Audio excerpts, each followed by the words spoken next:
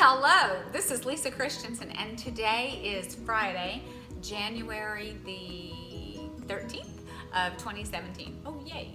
Oh my God, it's a week away from the inauguration. Yay! I'm so excited. I actually wasn't going to do a video today, and David and I were talking last night and then again this morning, and wow, I've just had so much going on, and it's so wonderful.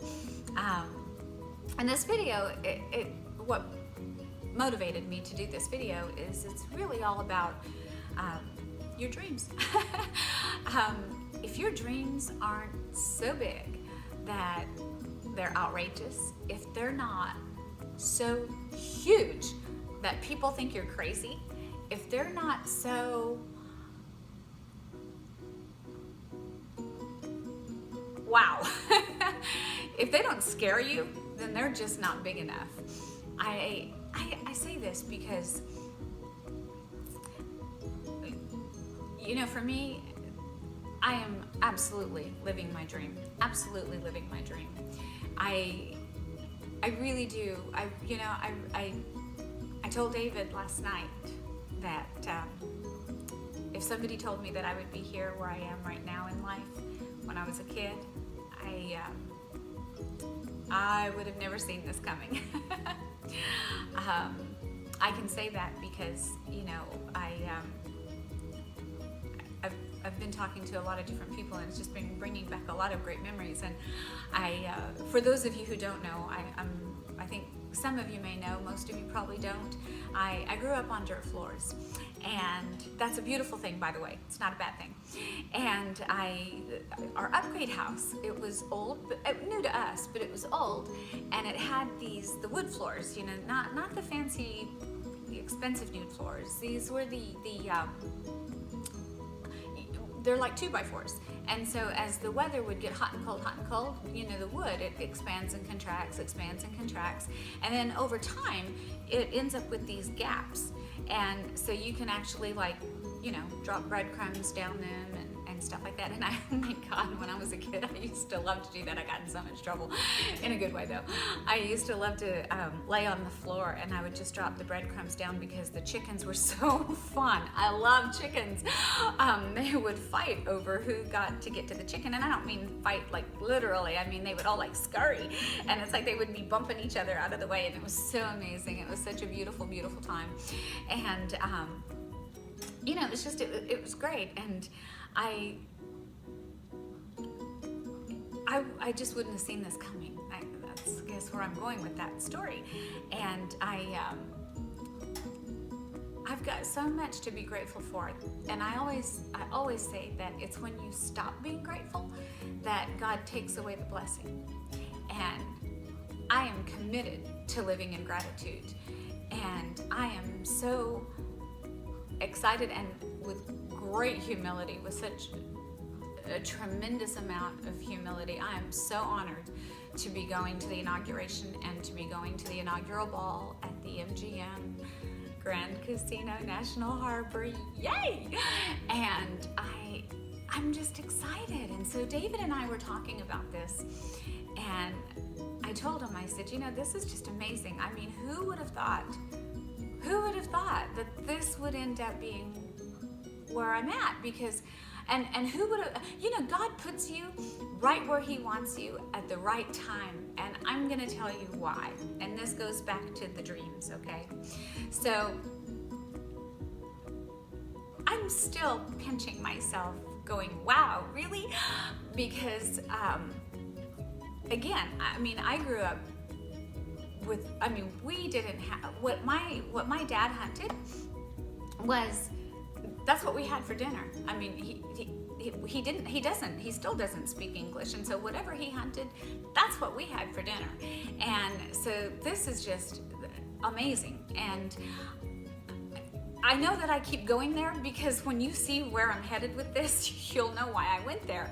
So David and I were talking about this, and you know, I always like to say that I have had to fight my way for everything. I have lived my entire life fighting for everything. I am a good friend of rejection. we're on a first name basis.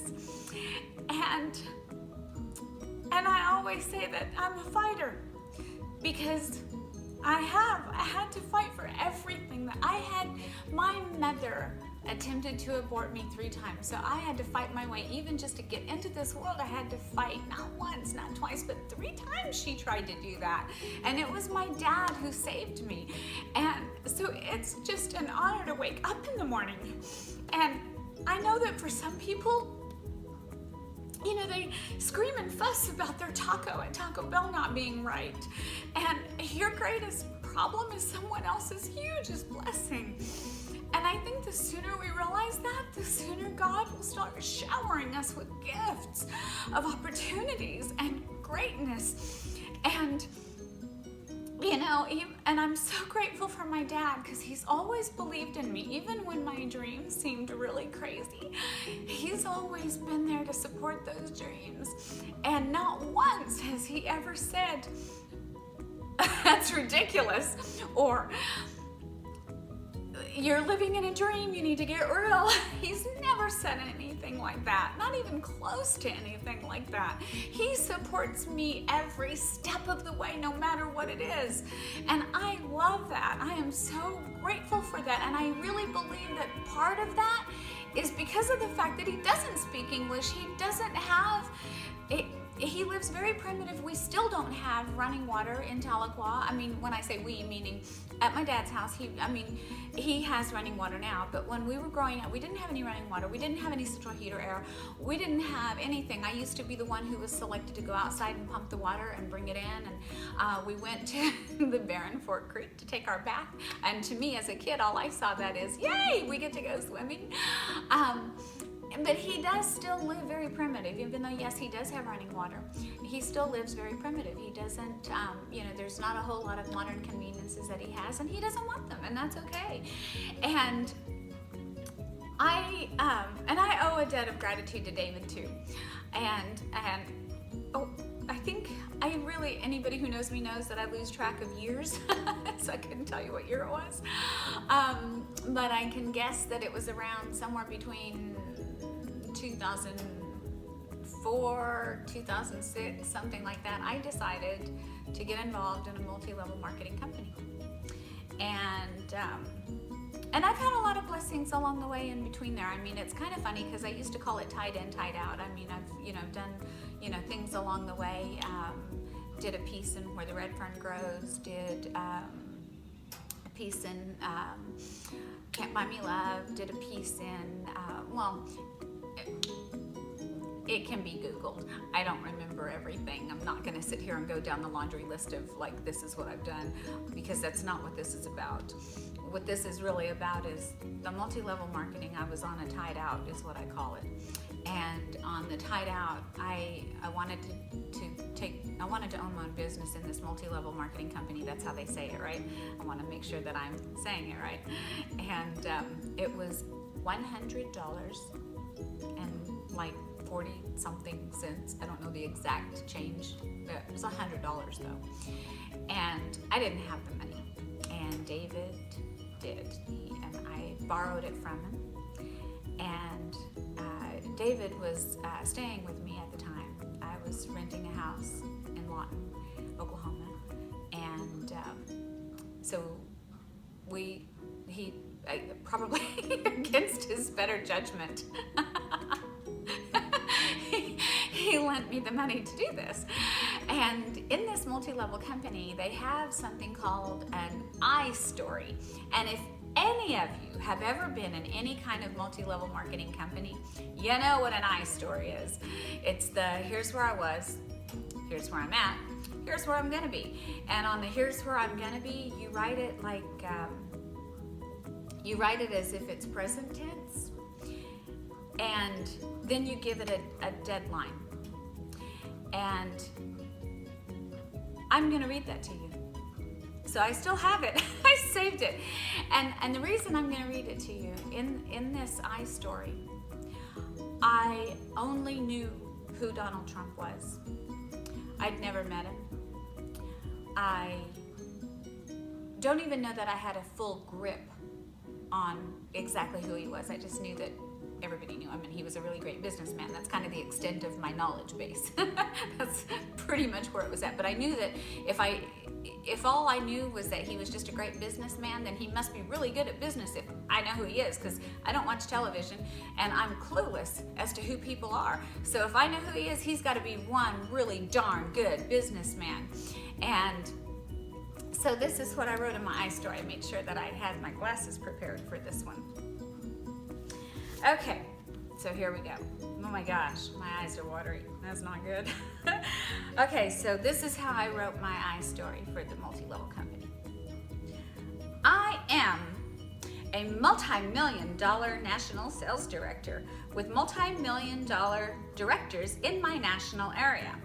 I am known for having the dream that reality has continued to exceed every day. I bring vision to fruition to all, I can't even see my own writing, to all those with integrity and motivation. I say yes to your dreams when everyone else says no. I can't even see. I invest in others and their dreams. I build people and teach them to do the same.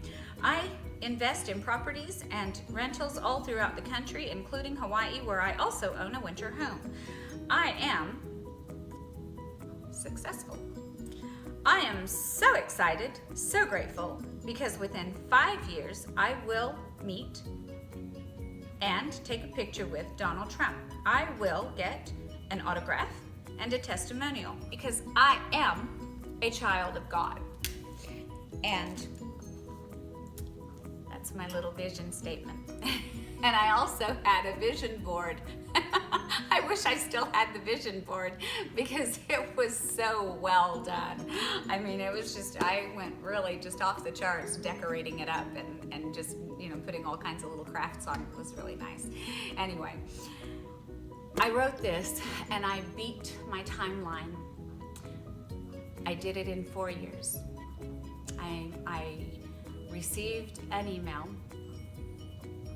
and the email came on April 1st. So I thought it was an April Fool's joke, because the email said something like this. I don't remember the exact words, but it was something like, would you like to have lunch with Donald Trump on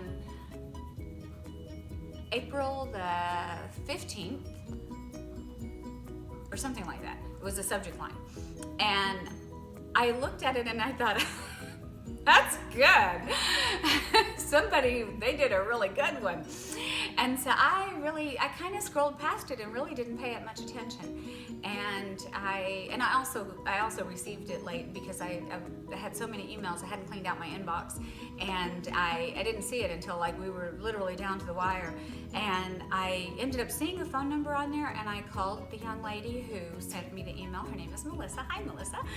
And I called her up, and I had no idea what was really going to come of it. This is what I figured. I figured if I call and it's not real, I haven't lost anything. If I call and it is, something really fabulous could come from this. And so I call her up, and she says, I need you to submit an essay, because only a few people are going to be chosen to do this.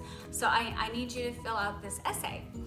And I won't even go into that's a long story in and of itself, but I did the essay, and I submitted it to her, and we got it in, and man, we barely made the deadline. I mean, we so barely made the deadline of getting it in. And I was on the bicycle. I was out in Cache, Oklahoma, which is actually, I was in the refuge, it's just past Cache. You have to, when you go from Lawton, I don't know, it's like 15 or 20 miles out, and then you turn, and then you get to the visitor center. Well, anyway, I was halfway between the Cache store and the visitor center, and you start to lose reception somewhere in between there, and it was just right before you lose reception. And I saw that it was her. I had a BlackBerry at the time. Remember the BlackBerry? And I looked down, I saw it was her. I was so excited. I answered. I had a Bluetooth in, and took the call, and she said, "You're outside. You sound like you're on your bike." And I said, "I am." And she said, "Well, you might wanna take a break." And I told her, I said, "Oh, okay. And I'm thinking, oh, I'm like best friends with rejection here, so you can just, I'm okay. And but anyway, she told me, she said, I need you to stop your bike for safety. And she said, just because I want to make sure you don't like fall over. And I'm glad she said that, because I probably would have. She says, you're going to New York. You got chosen. And I thought, yahoo! Really? Thank you, Jesus. Literally, not metaphorically, like literally, thank you, Jesus. And so anyway, I have my tickets. I have a room at the Trump Soho. I've got everything set. I'm ready to go. I'm so excited. And I didn't have the money to go. Literally, I'm not joking. I didn't have the money to get from the airport to the hotel. And so I called Chris, and thank you, Chris. I called Chris, and I was at the airport in New York City, and I called him up, and he said, oh, you didn't, and you didn't fall for that. And I said, well, I did, and I really believe I'm right. I really believe it is what it is, because if it wasn't, I wouldn't have I wouldn't have all of this. I wouldn't be here. I'm telling you, it's real. And he sends me the money for the cab. And I get in the cab, I get to the hotel, I'm really excited. The guy who was working the desk, he was so nice. I don't remember his name. I'm horrible with names. I'm working on that.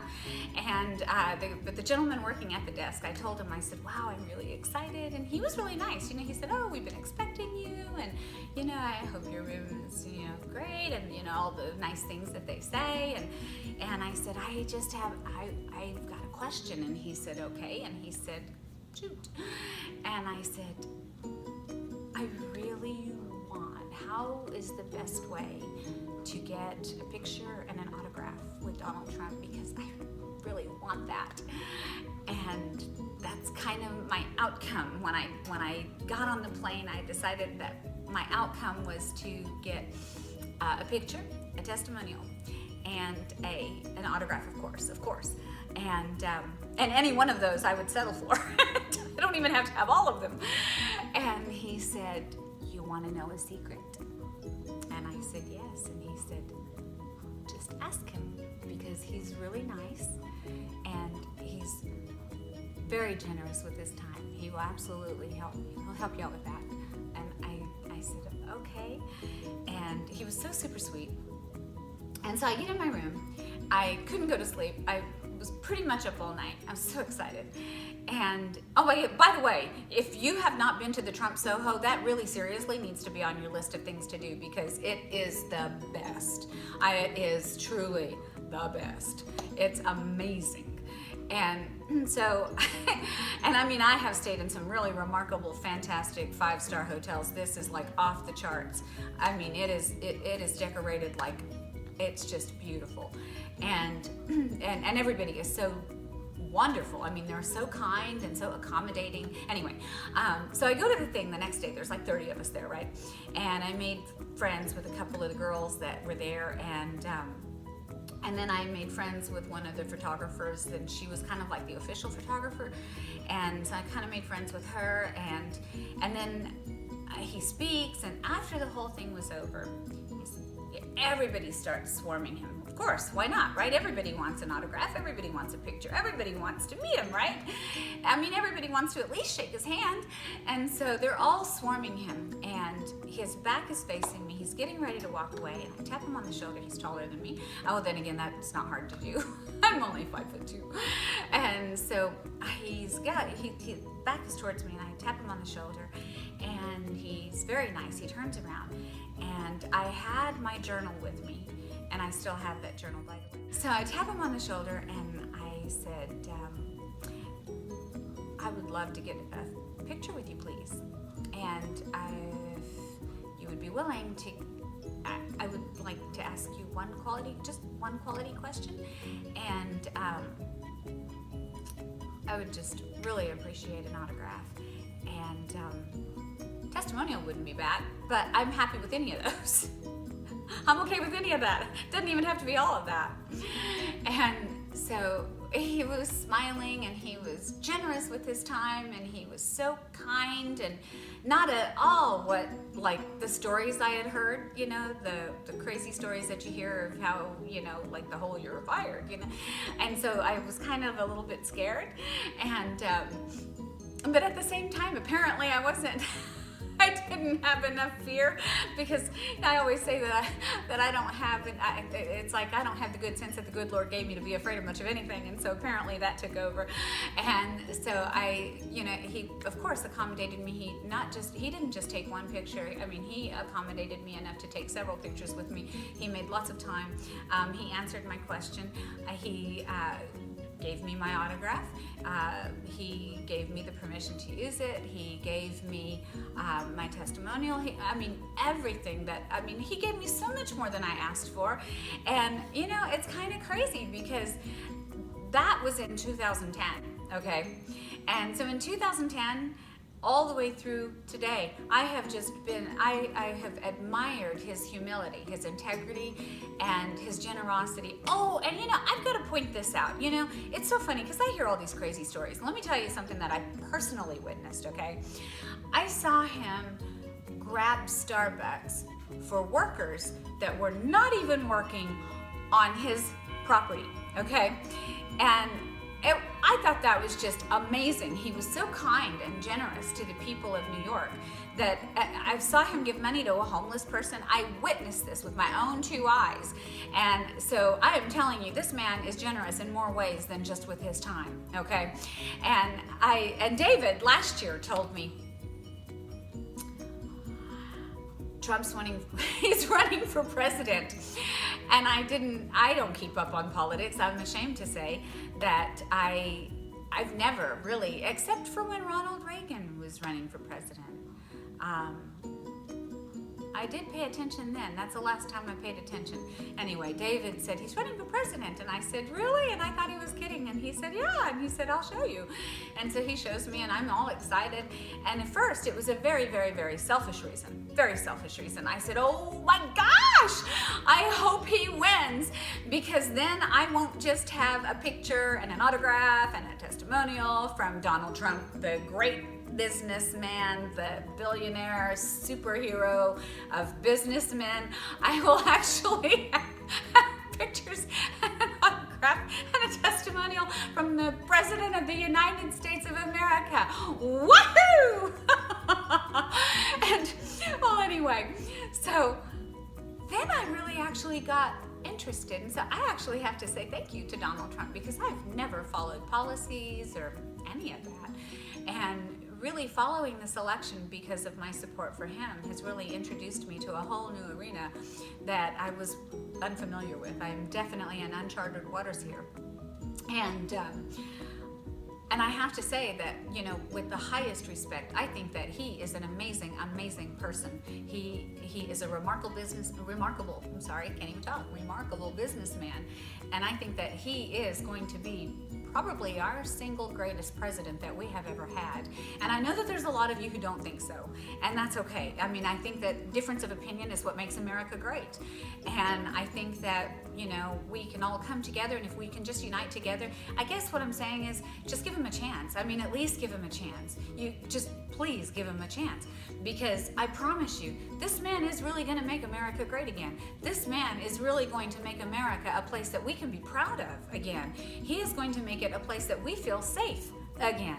He is going to make it a place that we are comfortable again. He is going to bring our economy to an all-time high, I'm sure. I remember telling Chris this when we were talking about it, and I told him, I said, you know, he is such an extraordinary businessman. This country won't have a choice but to succeed with him in charge. And I know there's a lot of people who may debate that, and that's okay.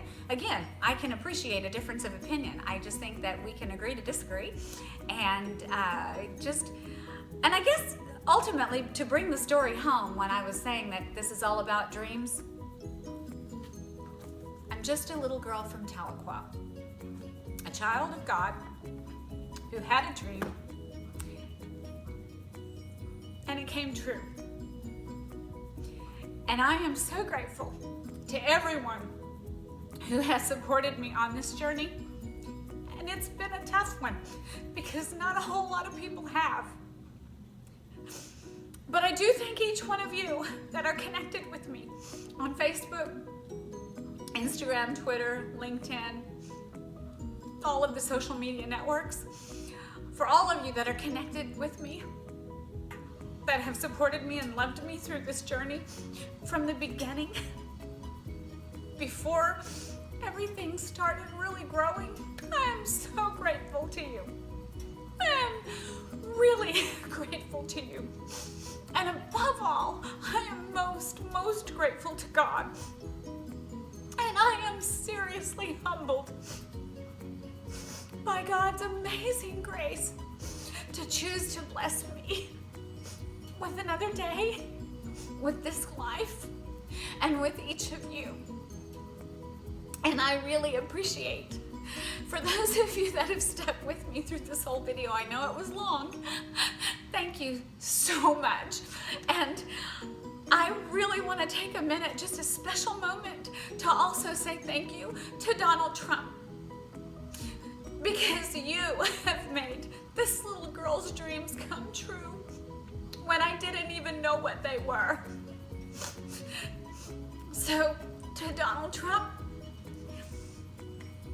thank you so much. And I am really excited to all of those of you that I will see at the inauguration and at the inaugural ball. And until then, I'll see you next time.